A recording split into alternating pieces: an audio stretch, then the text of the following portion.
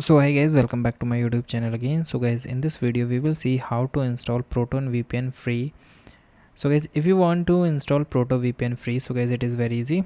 For this guys, first of all you simply go to the official website of Proton VPN. After that guys, simply search for download. Now if you are a Windows, so you simply go for this link, VPN, download VPN for the Windows, and if you are a Mac, so yeah, go for the Mac. Okay, for simply go here, and here you choose your operating system. First of all is automatically detect your OS, like here currently my OS is 13, so it is also show recommended, and simply click the option of download for Mac, and this is your application you can download and install. And if we are talking about the Windows, so you simply go for the download VPN for Windows. Here it start loading and download for Windows. By clicking here drop down menu, you choose your bits.